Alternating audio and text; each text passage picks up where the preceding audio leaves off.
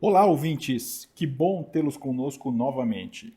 O nosso projeto visa democratizar o acesso ao conhecimento e o acesso à educação, utilizando essa grande ferramenta chamada internet. Hoje nós trouxemos um conteúdo na área de química abordando os conceitos básicos de substâncias e misturas. Nós já estamos no exercício de número 9 da nossa trilha de aprendizagem.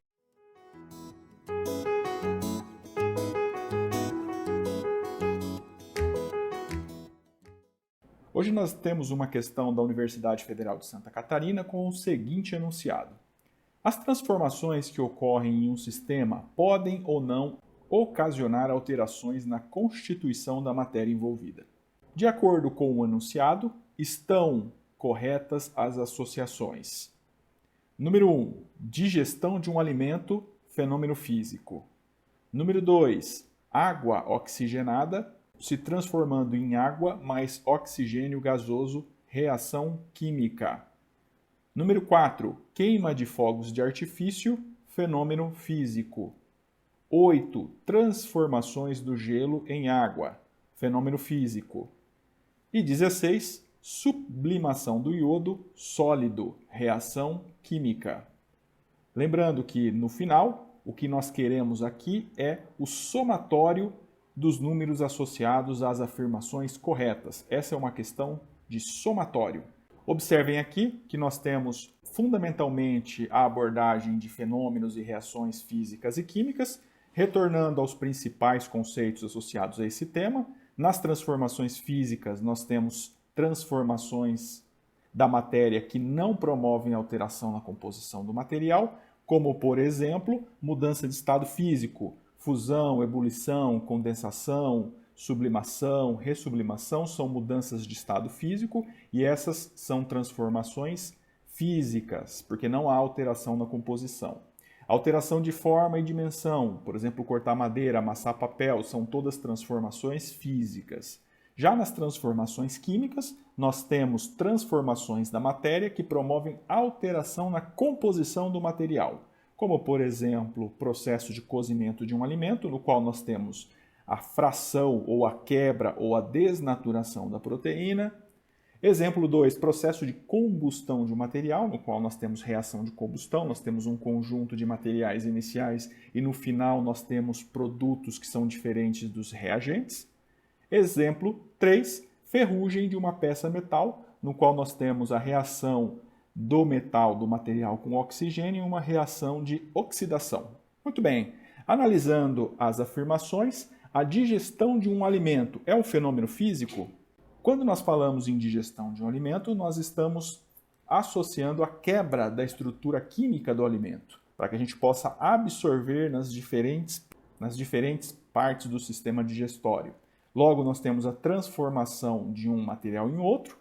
Como consequência, nós temos a alteração na composição. E nesse caso, então, nós temos um fenômeno químico, não físico, porque há alteração de composição. Então, essa afirmação ela não está correta.